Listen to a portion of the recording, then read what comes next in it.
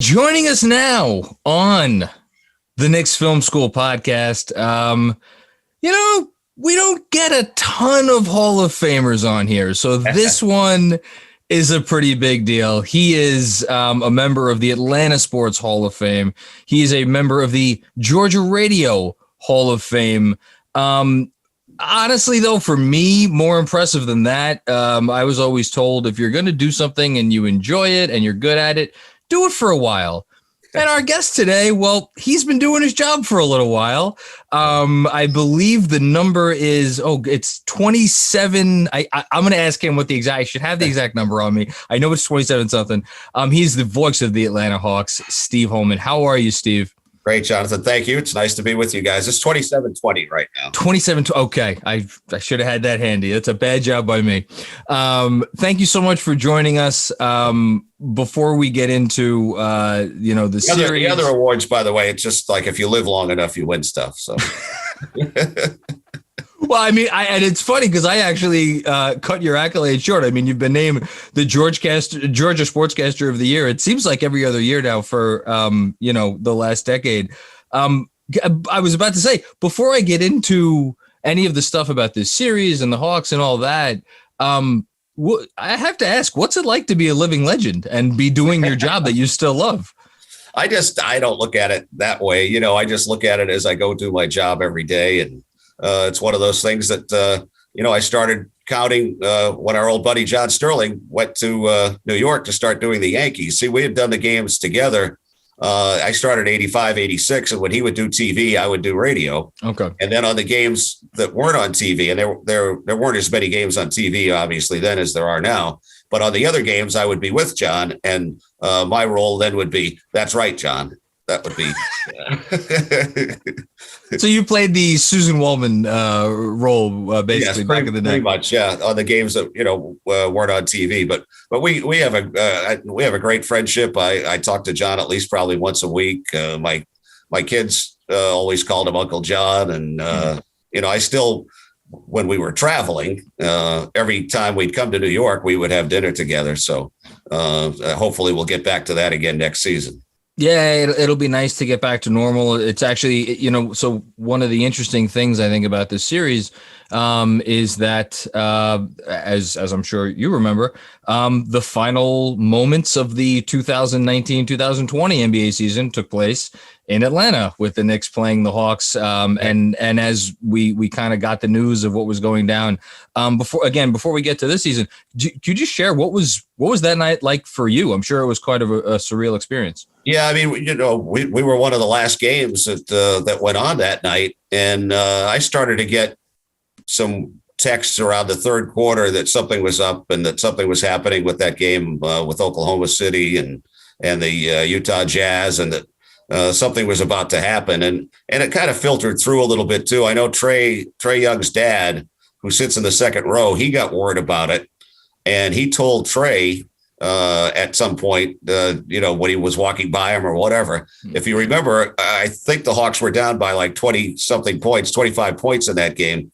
Trae got the word that, we were going to shut down after the game. So he went crazy in that fourth quarter. And I remember it went into overtime. The Knicks ended up winning. But also significant that night was Vince Carter, who, playing in his last game ever, Trae set him up for a 3-pointer right at the end of that game, and he knocked it down. And that was something that, he remembers now. And he does a lot of our TV work, Vince does, and he still talks about that now. But, we had all these plans for Vince Carter night and everything else at the end of the season, so we never got to do that for him.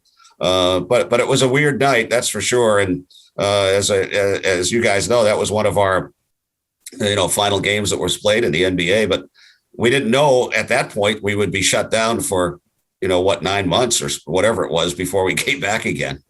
Yeah, and like us here in New York with the Knicks, Atlanta was not invited to the bubble, so it's been a really long wait. And that really hurt. I think that hurt really the teams that didn't get to go.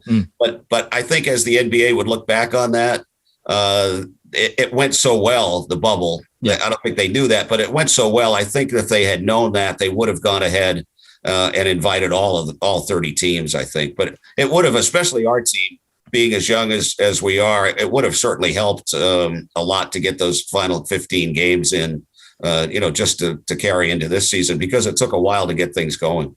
So that's a great transition, because I feel like every, I was about to say every NBA season is its own unique story, and you've told a lot of those stories. The Hawks have, a rich history. I mean, I grew up with Dominique, and then obviously we had the Joe Johnson and the Josh Smith, those teams. And then, more recently the Budenholzer teams, and now this. It feels like this has not been one season for the Atlanta Hawks. It feels like it's been two different seasons. That's a great point. It has been two seasons. March 1st, the Hawks were 14-20, and that was under the old regime. And then the Nate McMillan administration took over, if you will, on March 1st. And, he's gone 27-11. And there were also 3 games that he coached while Lloyd Pierce was on paternity leave, and he won 2 out of 3 of those. So in reality, the Hawks are 29-12 under Nate McMillan. Incredible. And in those first games, the 14-20 part of the season, when things looked very bleak, out of the 20 losses, there were 11 of those where the Hawks had leads in the fourth quarter. So, I mean, that's a lot of games to lose out of 20. So it really, the whole thing just turned around amazingly when Nate took over. He talks a lot about, tells the guys to believe. They've been able to come back from 15, 17 points in the fourth quarter several times since then. So it's really been an amazing turnaround, something that, I don't think I can recall seeing. And, I don't know if any team that changed coaches midstream like this has done as well as the Hawks have done. And the guys just love Nate McMillan. And I think the reason they've responded is, they respect that he was a great player. Not a great player, but a good solid. Oh, I remember Nate. He was a very good player. Yeah. But they respect that he was a player. They also know that he's been a head coach in the league for 15 years. So I think they really were listening to that and they bought in. And, it's amazing when you get a veteran coach in there who just the little things like knowing when to call a timeout. It makes such a difference because they can regroup, they can get things back on track. And that's been one of the great things. And Trey has really responded to Nate McMillan. He was just named as the Eastern Conference Player of the Week. Congratulations to him. Yeah. So, he's responded. He's become, like we like to say in sports, the floor general. He's given up some points, certainly, but his assist average is almost 9.5. And he's been phenomenal. And as we've gotten guys back and healthy, it's really started to snowball in the right direction for the Hawks. And going into this week, it's the first time, except for Cam Reddish, that they've really had everybody healthy. And last night, DeAndre Hunter, who had been out for, he only played 22 games, came back for the last few. But last night, it seemed like it was the first time that he really felt comfortable again. And, a lot of people probably don't look at DeAndre Hunter as one of the main guys for the Hawks. But when he went out, he was the third leading scorer on the team. And behind Clint Capela, he's probably the Hawks' best defensive player. Yeah. So if he's back and healthy, and this goes for both teams, too, the Knicks and the Hawks, I think the best thing that's going to be, and really all the teams in the playoffs, is this week off. And be able to practice, to have real practices that they haven't been able to have all year because of the crazy schedule. So I think it's going to make for much better playoff games than we saw a lot of times in the regular season this year. I completely agree with you. I think, and plus, you mentioned Nate McMillan, been around for a very long time. He is going to use this time to his advantage to game plan for, I think, what has been a Knicks offense that has given the Hawks some problems. And at the same time, Tom Thibodeau is going to need every second he can get to game plan against the Atlanta Hawks. It's interesting that the 3 games, 2 of them were under the former administration. Yes. And the one that Nate McMillan coached, if you remember, it was at the Garden. I remember it well. And the Hawks had an 11-point lead in that game early in the fourth quarter. And that's when Trey went down with that ankle injury. And a little bit later on from that, Clint Capela fell on his back, although he did come back into the game. But the Hawks still had a chance to win that game. Our third string point guard, Brandon Goodwin, missed a free throw Yes, probably would have won that game. So they went into overtime, and the Hawks just ran out of gas. But it's a totally different time right now than it was during the first two games. So I think that makes it an interesting series too. And, I don't know if you guys have noticed, you probably have, but when I started to work on everything today for the games this weekend, whatever they are, it's amazing that both teams have the same exact record. Number one, they have the same exact home record. Yep. They have the same exact road record, and they're both 2-2 in overtime. So how can how can it be any more even than that, really? Well, I remember that overtime game well, and I remember sitting and all I was thinking on your last possession of the regulation was, please don't let Bogdanović get a clean shot. And then sure enough, Bogdanović gets a clean shot and it goes in. He's really good. And, we could talk, you've obviously mentioned Trey, you've mentioned Clint Capela. I also think, it has to be pointed out that right when McMillan took over happened to be when Bogdanović came back because he was on the shelf for all that time. From afar, it seems like the team has really figured something out let me ask you, is it him maybe taking on, do you think, some of like the playmaking from Trey, or just maybe being able to make shots? He hasn't missed from three in seemingly, 2 months. What is it about Bogey that you think gives this team an added dimension? Well, I think the health has certainly been a key factor for him, because he struggled early in the year. He had a couple of different injuries off and on. And now that he's healthy and it's starting again, it's really been terrific. And, you guys know very well Danilo Gallinari, what he can do. And he's really started to come on too. There was a game a couple of weeks ago where Bogdanović ended up with 7 3-pointers in the first half. Gallo ends up with 7 in the second half. So, there's 14 3-pointers between the two of them. So, if one doesn't kill you, the other one might. So, and I think the bench is something that's really been important for the Hawks too, especially now that they're healthy. If they decide to slide DeAndre Hunter back into that starting lineup, that means that you've got a second unit being run by Lou Williams, who certainly has been around the block. Then you've got Tony Snell out there. You've got Gallo out there. You've got Kevin Huerter, who's been a starter for most of the season, coming off the bench. He's another shooter. And I think something that's going to be very special for the Hawks is Onyeka Okongwu. He's coming on. Number 6 pick in the draft, who, was hurt early. He didn't participate in the short training camp, and it took him a while to get going. But he's really come on, and in the final game of the year, he had, a double-double, 21 points. I think he had 15 rebounds. And so to go with Clint Capela, he becomes now a regular part of the rotation.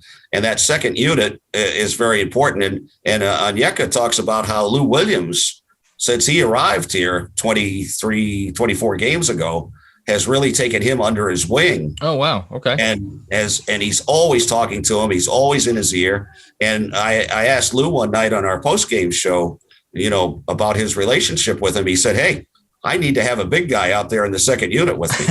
That's what makes my game go." He said, "I have to have somebody, and he said, I've taken this kid and, put him on my shoulders, and here we go." That's so interesting, because we have a similar dynamic here with Derrick Rose, another point guard of some renown, and Obi Toppin, who, and Obi has talked a lot about what Rose has meant to him. In terms of, you just laid it out, 1 to 10. There's an argument that, look, some teams are Brooklyn's very top heavy. Philly obviously has their pieces. Right. Milwaukee has their pieces, but 1 to 10. And I say this having, once rooted for Danilo Gallinari and know what he brings there. You guys are deep. Yeah. Well, no, listen, I don't want to curse in front of a Hall of Famer, but he has some shit to him. He's good. You're deep. And you're talented and you're really good. And I think Knicks fans have this perception, and I was talking about it on the podcast this weekend about how, listen, this is not any kind of series where you're just going to walk in and you're going to just take control. Right. Is the expectation in Atlanta and around the team that, look, we expect to win this series and we expect to do some damage in the Eastern Conference this year? Well, I think that they're pretty confident actually about the series, and everybody talks about, well, they haven't had a lot of experience, and the young guys need to get that playoff experience, but they've got guys that have been in. I mean, here's Clint Capela, who, should be in the conversation for Defensive Player of the Year, at least on the all defensive team. He's been in the playoffs before. He's only 25 years old, but he was with Houston for all those years in the playoffs. So he's got experience. Lou Williams got experience. Tony Snell's got experience. Gallo's got playoff experience. And Solomon Hill, who, I don't know how many minutes he's going to play in now that everybody's healthy, but he was in the finals last year in the bubble, playing for Miami. Yeah. So he's got some experience to him too. So I think both teams have young guys that haven't been there before. So it's going to be very interesting to see when things get to be a little bit more kind of rock'em sock'em, a little rough and tumble, and how the officials aren't going to call as many fouls. Maybe it's going to be a little bit tougher to see how both teams react to all of that. Is that, you just brought it up, is that a concern? Because Trae Young, we again have a player not to Trae Young's level, but Emmanuel Quickly, a rookie who has admitted he's kind of modeled his game. I like him. We like him too. But he's admitted he's kind of modeled his game after the Trae Youngs of the world and kind of studied their habits. Is there any concern that, the refereeing in the postseason is not going to be the same and Young is not going to be able to get to the line as much as he's accustomed to? Well, I think they probably know that. I think he knows that too, probably at this point, that it's going to be a lot tougher to get to the free throw line, maybe. But, it depends on who. They announced the 36 officials today who are going to work the playoffs this year. And, a lot of them have been around a long time. And I think it's going to be something that's, it's just part of it. I think Nate will be very good. And so will Tom Thibodeau about telling his guys too, that don't be whining and complaining about calls, because a lot of times you're not going to get them in the playoffs like you do during the regular season. So I think they have to be ready for that. And the physicality thing becomes part of it. But I just think that both of these teams, have grown so much that it makes it a really interesting series, and one that I think around the country, they should be able to enjoy it. I do think like he's talking about the national media perception is that, it's going to be all about the Knicks, really, because frankly, I don't think they watch the Hawks all year. I don't think a lot of those guys, I don't think, for instance, I don't know if Stephen A. Smith would know Kevin Huerter if he bumped into him in the grocery store, Well, he should. And he's going to very soon if he's watching. Yeah, but how many, seriously, how many Hawks games do you think all of these guys, have watched this year? And I don't think very many. It's here's, TNT is right down the street from State Farm Arena. Yeah. And I don't think, Shaq or Kenny Smith or any of those guys would be able to find the arena with a map. So, so I don't know if Shaq knows he thought Zach Randolph was still leading the Knicks, I believe. Right. Just very quick aside on Kevin Huerter. I had a scout who I have a lot of respect for tell me before the RJ and the Hunter draft that he would have taken Kevin Huerter second overall in that draft, ahead of Morant, ahead of RJ, ahead of Hunter. I don't know if he would still have that opinion now, but just the point remains, Kevin Huerter is really good. A lot of you guys have, that are on your team are really good. And he's going to have people that are going to be at the games too, because, he's went to Shenandoah High School up there in Clifton Park. Oh yeah. Albany, right? Or Clifton, there you go. Clifton Park. Yeah. Just outside of Albany. And, there you go. His dad, Tom, was a player, and, he's been a broadcaster too. And his mom, Erin, they come to Atlanta a lot. So it's going to be fun for them to see Kevin in there. So, but the thing I really want to touch on is what you just brought up, which is kind of, Atlanta. I don't know if it's as a sports city as a whole, but it feels like definitely the Hawks. It's a city that it seems like, to a man, players talk about they love coming to Atlanta. And yet it's almost been relegated. I feel like the national perception is to this like kind of second class NBA city. Is there, an organizational chip on the shoulder type of thing going on? Like how does that work there? I think there is now. Tony Ressler and Jamie Gertz, who are our main owners, have really, they've sunk some money into this. They've got a tremendous practice facility now that's connected to Emory University and the medical team there.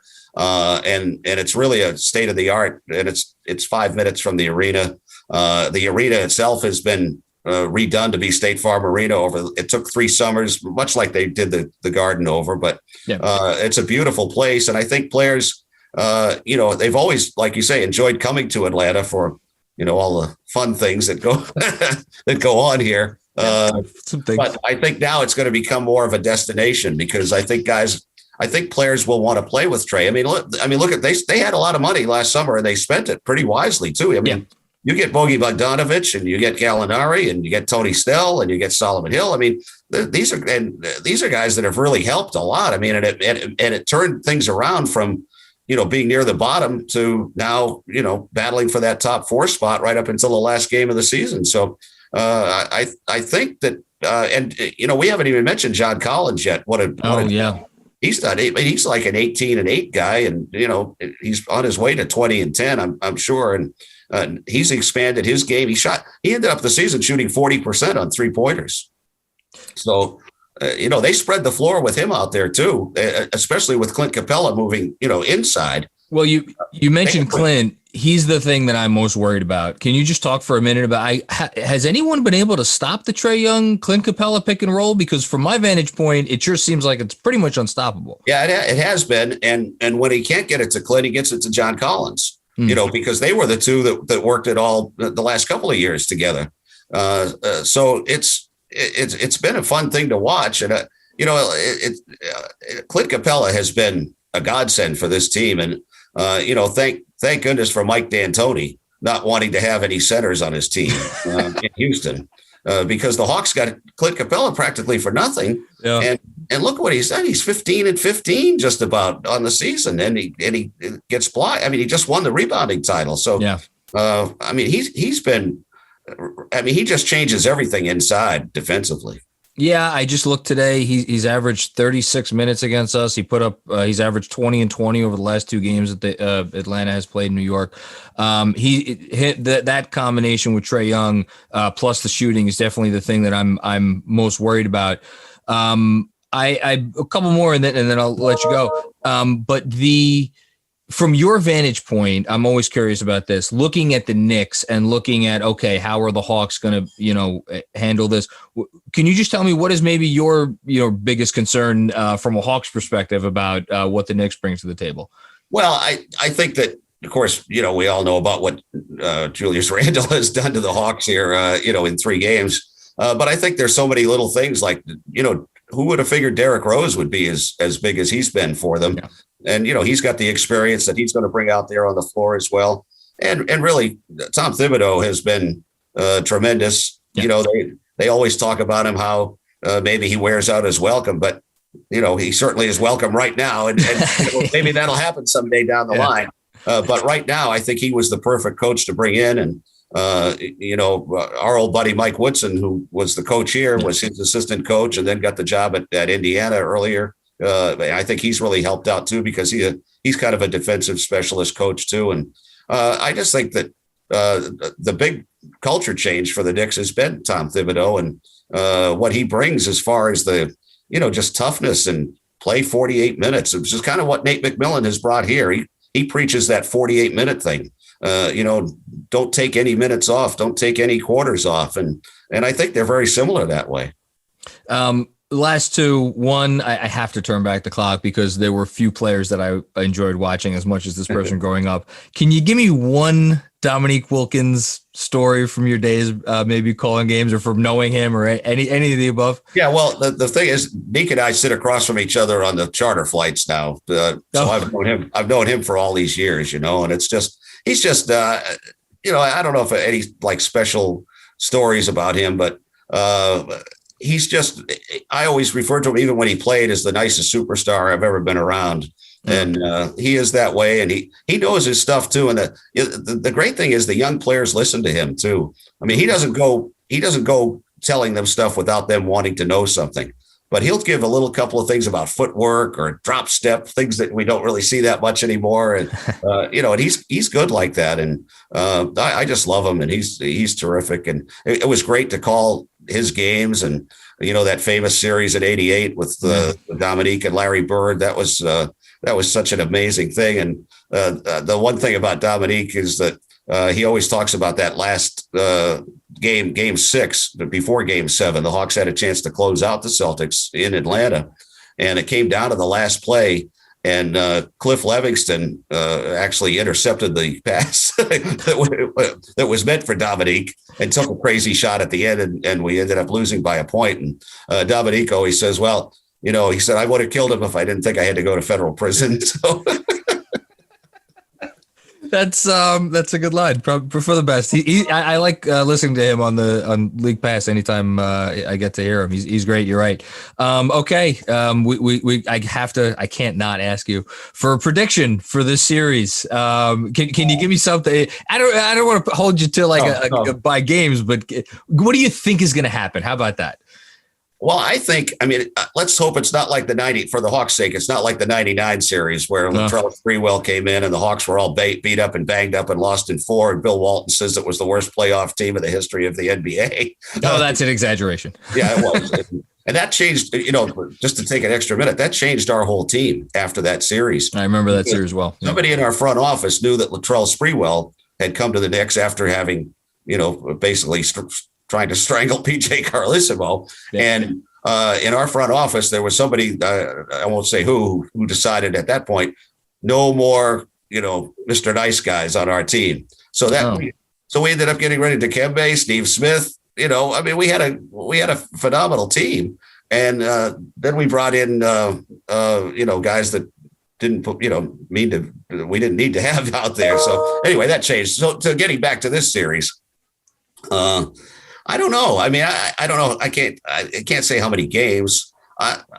Having watched the Hawks every night, and I'm sure you guys who watch the Knicks every night, you probably feel the same. I feel like the Hawks have a great chance. And I think one of the things the Hawks will do, win or lose the series, I think they are going to kind of shock the world as far as the national media, because they haven't watched the Hawks at all. And I think the Hawks are looking for a little bit of that respect from them. And I think they're going to be surprised at what they see. I'll say it right now. I think the Hawks can win. Let me say this. I think the Hawks can win the series if they win one of the first 2 in New York and get the home court back again, because we're going to have about 8,000 people, or maybe even more now that the mask thing has been lifted by the CDC. Yeah. But they are expanding up to about 8,000 for these playoff games. And I think that's going to make a difference. Even the small crowd that you guys have had, in New York, you can hear them. They make a difference. Absolutely. And, we got our own news today, as I'm sure a lot of NBA cities did, about increased capacity. I'll say it right here. And again, it's not just because I have you on the pod. The only thing that would shock me is if the Knicks won this series in 4 or 5 games. I think the series is going a long ways. Yeah, and I think it will. Yeah, there's a part of me that actually just is sitting here and I'm like, I hope it goes a long ways, because again, I have a lot of respect for the talent on the team and Nate McMillan and all the things that we talked about. Steve Holman, thank you so much for the time today. I would tell people, or I would ask you to let people know where to find you, but if they don't know where to find you, I don't even know what to say. Like I said, you're a living legend. I'm on Twitter, Real Voice of Hawk, no S, not enough letters to put a Hawks on there. So you only need one Hawk. Yeah, just Real Voice of Hawk. That's my Twitter thing. I don't do a lot of Twitter stuff. I'm not one of the. I'm kind of old school that way, but I have it. I use it. No, it's been fun, John. I've really enjoyed this. It's been. I think the series is going to be fun, and let's hope that we both do well in the future too. I think it's going to happen that way, and. I think both teams are on the rise right now. Your lips to God's ears. I hope this is the first of many playoff series to come over the years.